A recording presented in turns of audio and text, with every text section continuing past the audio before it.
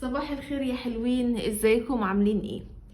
فيديو النهاردة بناء على طلب من بنوتة قالت لي في تعليق ان هي بتحس ان هي بتقارن نفسها دايما بالرجالة وفي تحدي معاهم، وحاسة ان الموضوع ده مش صحي بالنسبة لها.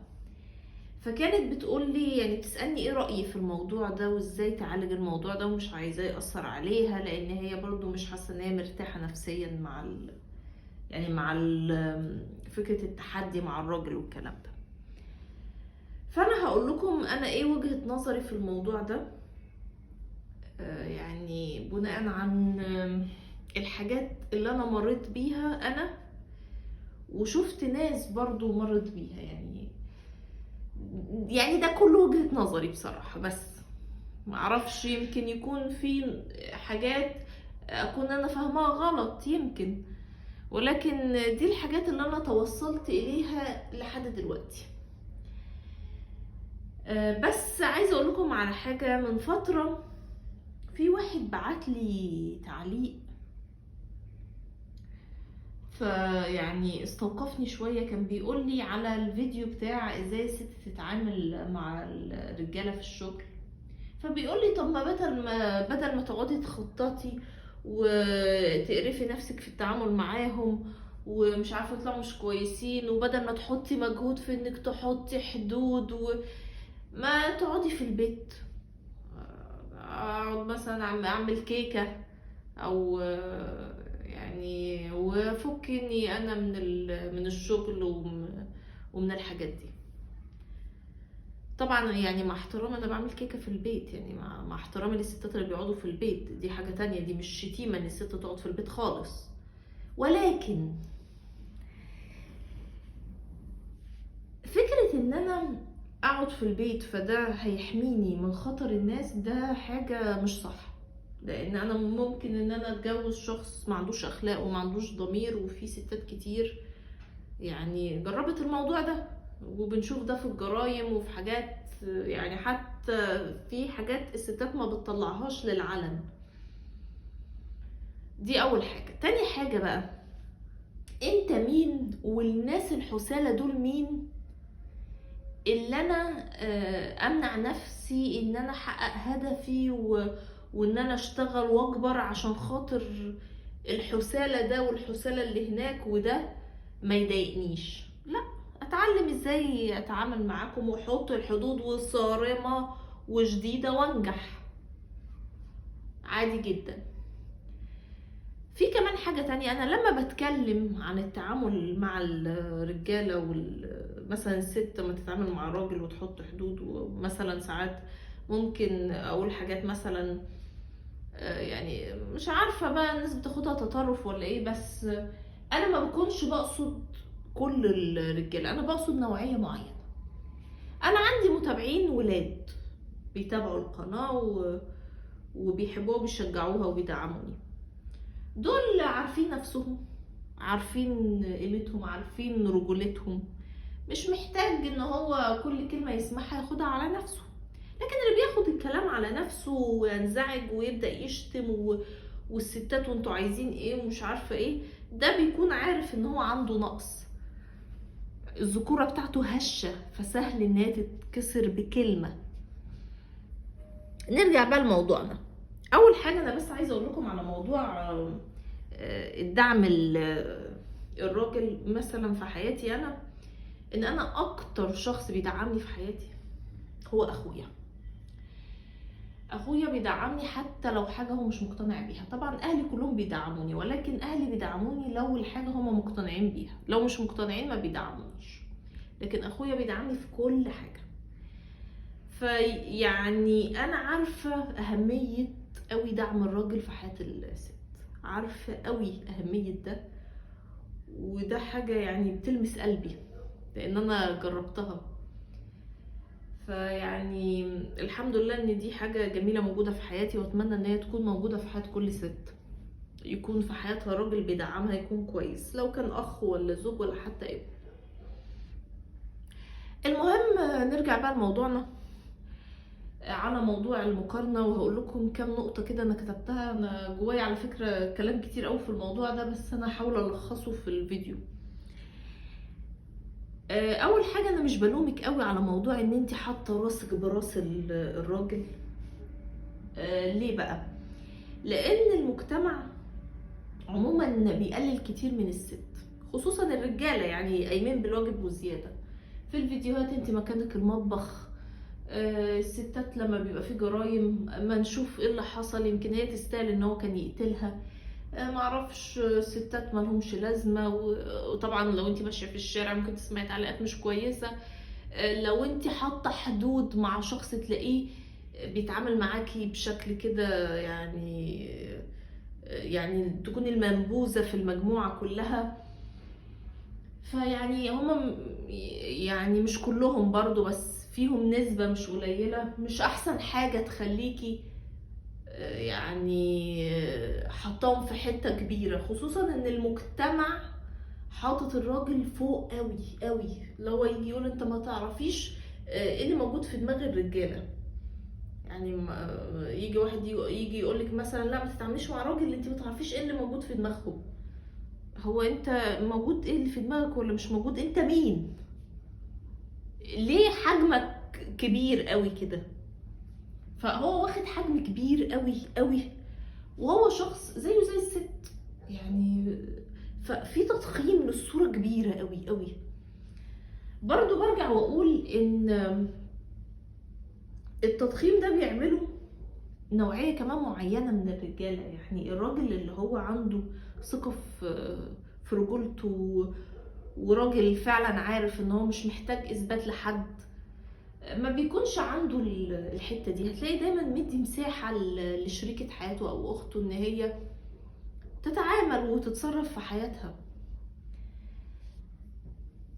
الفكرة بقى بتاعة تقليل الستات، وان كمان تقليل من الستات، وان الراجل بحكم ان هو بيخرج منفتح اكتر، يقدر ان هو بقى يبات بره ويمشي في الشارع الفجر ويكلم ده، ويعرف ناس من الشارع وناس من القهوة وناس من المكتب وناس من الشغل وناس من الجامعة.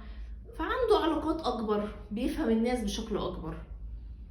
عكس الستات، هي الستات مش غبية، او لا هي مش غبية، هي يعني في حدود كتير حواليها، في 5000 حد حاطط لها قانون وحاطط لها قواعد ان هي مش هينفع ان هي تخترقها. مش قانون بمعنى القانون، بمعنى ان هو لا، ما مثلا مفيش تعامل مع النوعية دي من الناس، لا مفيش تعامل مع الراجل، خصوصا لو انت مثلا في سن المراهقة. ما ينفعش ان انت مثلا هتخرجي مع حد والكلام ده. يعني بيبقى فيه حاجات للستات مختلفة عن الرجالة، فده بيأثر عليها. يعني ده بيخلي ان هي طبيعي ان هي هتبقى مش عارفة يعني تتعامل ازاي مع الناس. وفي اول يعني وهي بتبدأ بقى ان هي تخرج وتشتغل وكده، بيبقى الموضوع في الاول فيه مشاكل ولخبطة، يعني حاجات غلط ممكن تعملها مثلا في التعامل معاهم، بعد كده بتتعلم. فالحتة بتاعت التقليل من الستات ده بيخلق عند الست تحدي ان هي قادرة تكمل، او قادرة ان هي تعمل الحاجة اللي انت بتعملها. انا شايفة ان لو راجل خفف شوية من حدة كلامه واسلوبه، بدل ما يبقى عنيف، بدل ما يبقى بيشوف اخته يقول لها يلا يا بنت خش جوه ويتعامل مع الستات بطريقة مهينة، لو كان ألطف. انا شايفه ان الحته الذكوريه اللي عند الست بتاعت اثبات نفسها والتحديات الكبيره اللي هي بتبقى حطاها دي هتقل شويه. فعشان كده انا بقول انا مش بلوم قوي الستات، بس برضو انا يعني هفهمك ازاي برضو تعملي توازن في الموضوع ده. في بقى كارثه كبيره عملها الراجل زمان شويه وهو بيدفع ثمنها دلوقتي، ان الراجل ما كانش ملتزم بواجباته. الواجبات اللي عليه ما كانش ملتزم بيها، كنوع من انواع العقاب للستات. يعني تلاقيه فجأة يطلق الست من غير ولا شقة ولا يدفع لها فلوس، ويرميها في تحديات الحياة كنوع من انواع العقاب. فايه اللي حصل؟ ابتدت الست تعتمد على نفسها، تدخل في التحديات لوحدها، ولقت ان هي بتنجح. فالستات شافوا بعض، ايه ده في واحده نجحت انا هقدر انجح. يعني فاللي حصل ايه بقى، ان الست بقت واثقه اكتر في قدراتها. يعني الست في حاجات اتعلمتها ما كانتش حاطه في بالها ان هي هتتعلم النقطه دي، ولا هتبقى مثلا بتفهم في الكهرباء، ولا هتبقى بتفهم في ازاي تفاصل في الهدوم، ولا معرفش تتعامل ازاي مع الجيران. في حاجات كانت هي مش حاطه في بالها ان هي تتعلمها، بس الراجل شال ايده من المسؤوليه، فما بقاش فيه حد غيرها، فهي شالت المسؤوليه فنجحت، اثبتت جدارتها فيها، فلقيت ان هي مش حاجه صعبه. فالراجل مهم ان هو يؤدي واجباته، كل شخص يؤدي الواجبات اللي عليه، الست والراجل. في ستات بتبقى حاطه في دماغها ان الراجل عاوزها دايما خاضعه ليه، بس طبعا ده برضو مش موجود يعني كتير قوي. يعني هقول لكم على حاجه، ما تاخدوش برضو بالسوشيال ميديا. يعني انت ممكن تلاقي واحد كاتب ان هو ضد شغل الست، والست تشتغل ليه، وايه لازمه الشغل، وهي تعيش على قد جوزها، ولا ما اشوفكيش بتشتغلي، كنوع من انواع ان هو يستفز الستات. بس تلاقيه في الحقيقه مراته بتشتغل وممكن يكون بيدعمها برضه. او تلاقي واحد مثلا يجي يقولك لا انا ضد تعليم البنات، ومع ان الراجل يتجوز على الست 3 ولا ايوه الراجل والست تبقى خدامه عند الراجل، بس تلاقيه في الحياه الواقعيه مش كده. فمش السوشيال ميديا يا جماعه مش دايما بتصور يعني الحقيقه، بس الفكره ان برضو دي نقطه مهمه جدا، ان الراجل عليه ان هو ما يستفزش الستات، مهم،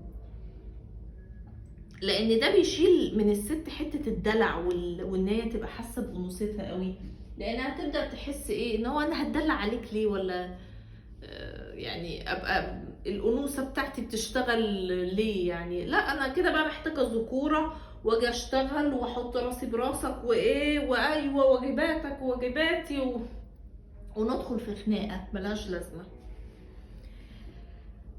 في بقى مشكله ضغط كبير على الراجل ان هو يثبت ان هو راجل بمعايير المجتمع، فده بيخليه يشوف نجاح الست ان هو تهديد، كأن الموضوع حرب. يعني زمان قوي قوي قوي كان بيتقال ان ما ينفعش الراجل مثلا يخلي مراته تشتغل، ولو الراجل خلى مراته تشتغل ده راجل قليل الادب، ويعني راجل مش كويس زمان. طبعا المجتمع اتغير، الكلام ده ما بقاش ياكل عيش، فالموضوع بقى ايه، اتغير والدنيا اتطورت، ودايما الدنيا على فكره بتتطور للست اكتر، خصوصا كل ما يبقى فيه حته ضغط كده على الراجل، من الراجل قصدي،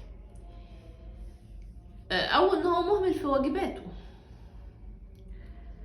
فانت برضو كراجل ما تاخدش بقى ايه مستني ختم الرجوله من المجتمع، اللي هو معلش لازم تدوني الختمه، اديني اهو خليت مراتي ما تشتغلش، اديني اهو ما اعرفش خليت مراتي تعمل ايه. لا، انت عارف نفسك وعارف ان انت قيمة نفسك، وواثق في شريكة حياتك او في بنتك او في اختك وبتدعمها، ده كفاية.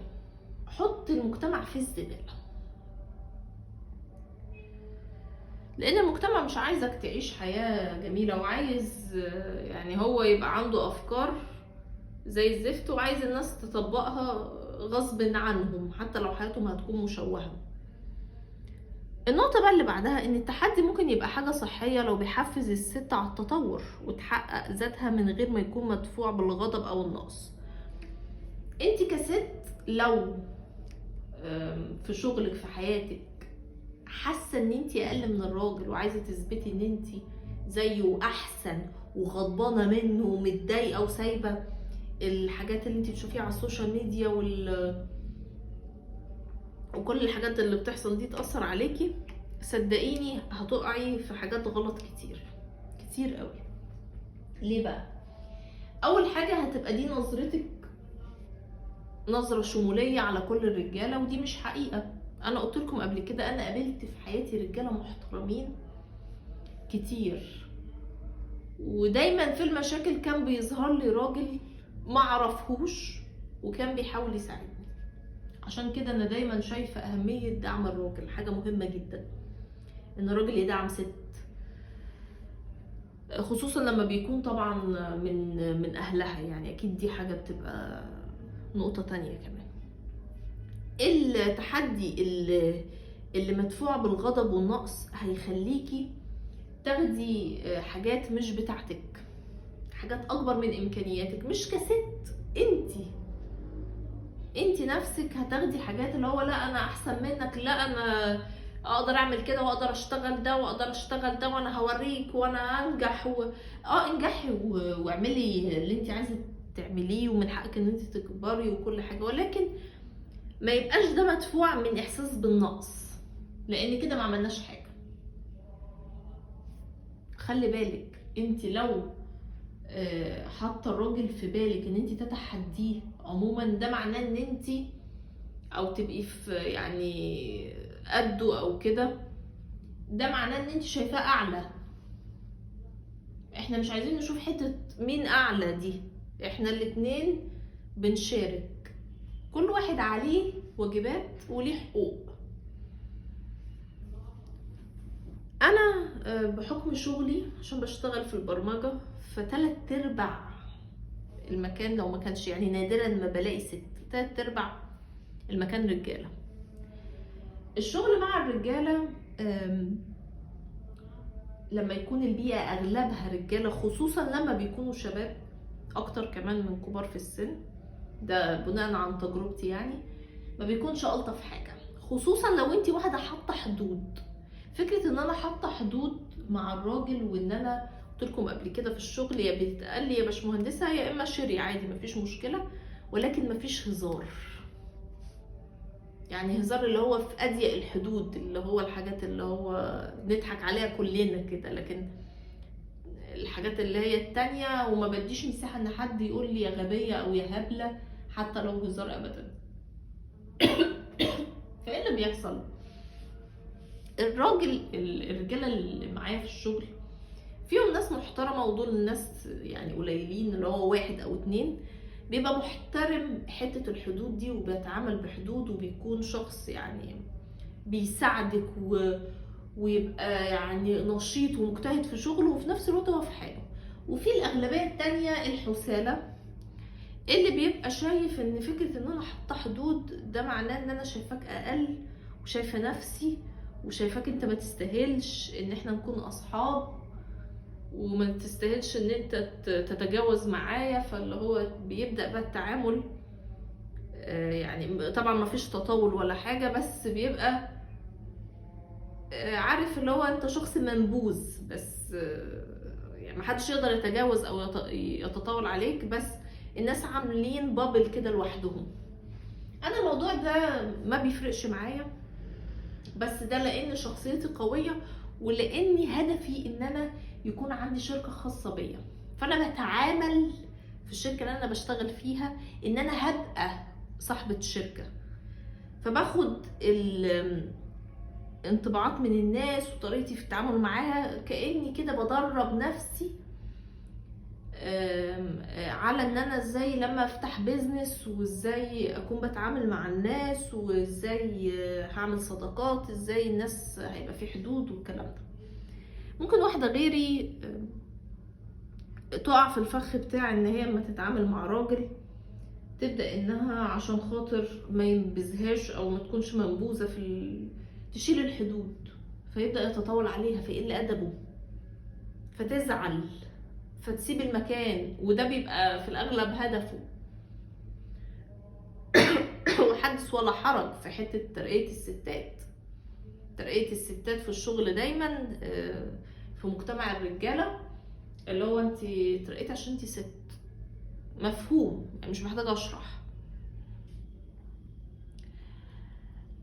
طيب التحدي مع الراجل لمجرد ان هو راجل بس هيبقى تحدي مرهق نفسيا، نقطة لازم تعرفيها، لان كمان مجتمع الرجالة بيساندوا بعض اكتر من الستات.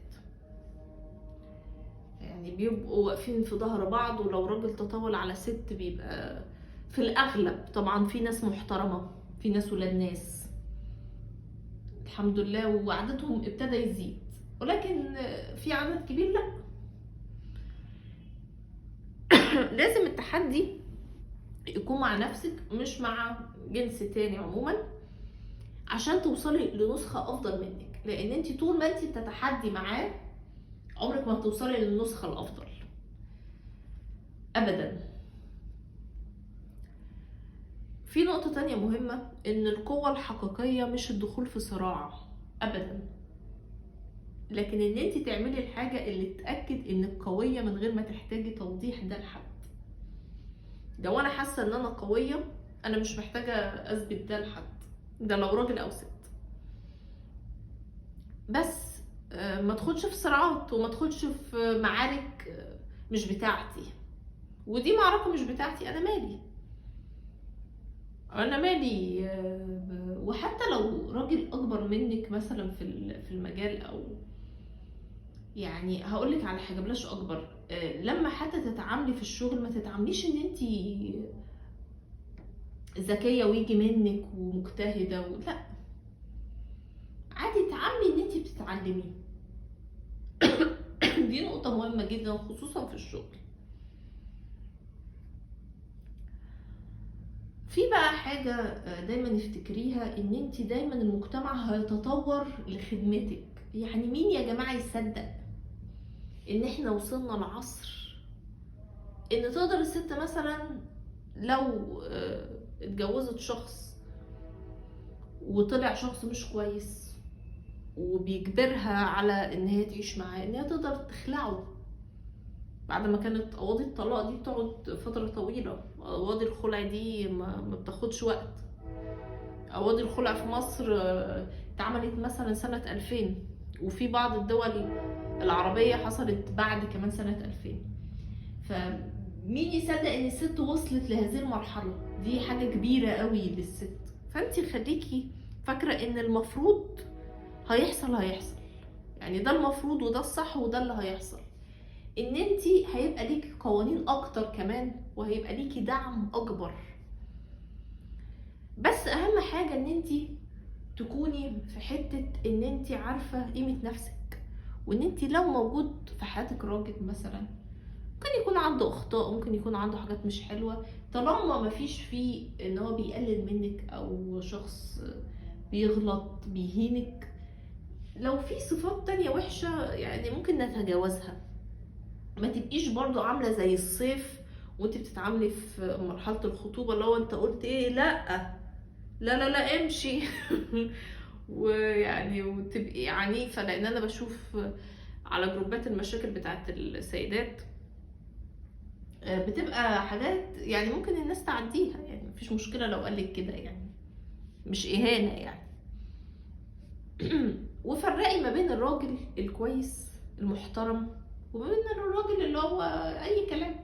وده هتشوفيه في اللي بيركز على نفسه، الراجل اللي عنده جدول وعنده مهام وقاعد بيتابع ناس بتتكلم في مواضيع مهمة، وبيشوف شغله وبعد كده بيشوف هو يعمل ايه، هيروح مثلا جيم، بيهتم بصحته ومهتم بيكي. ده راجل عنده روتين ويعني في هدف في حياته، ده راجل يعني بيشتغل على نفسه. لكن الشخص بقى اللي لو قابلتيه اللي قاعد شوية بيشتغل شوية بينام شوية عايز يعني بيتكلم في اي كلام فاضي وتافه ويعني ما تعرفيش تفتحي حتى معاه موضوع، ده شخص يعني بيعمل ايه في حياتك؟ ده هيقرفك.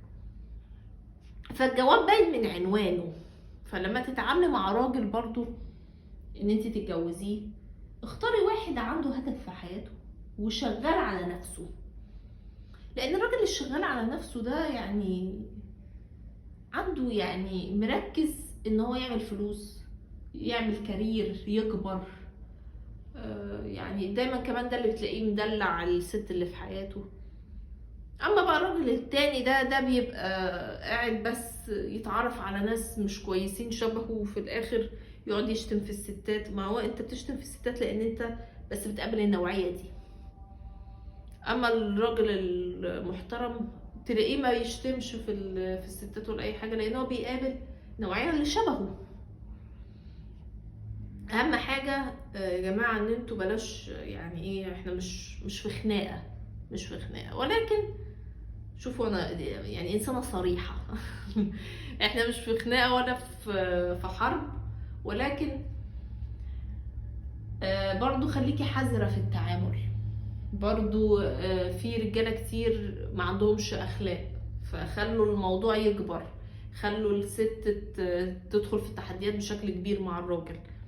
فانتي افتكري ان مش اي راجل تخشي معاه في تحدي، وما تخشيش في تحدي معاه عشان هو راجل، لان كده لوحدها انتي شايفاه ان هو احسن منك وانتي تحت. وبلاش يا جماعة الحتة دي برضو للبنات، ما تتعامليش مع الراجل معاملة ناعمة ولطيفة قوي زيادة عن اللزوم. انا بتكلم لو راجل ما تعرفيهوش يعني، وتيجي على البنات وتكوني حاطة الحدود وصارمة معاها، وانت ازاي تقولي كده وتتخانقي معاها، لان ده هيعمل منك شخصية ضعيفة وحاسة كمان بالدونية، وعندك قلة ثقة بنفسك. وبس يا حلوين، ده كان فيديو النهاردة ملوش علاقة بالسلسلة اللي كنا بنتكلم عنها، بس هنبدأ نتكلم عنها تاني من الفيديو اللي جاي.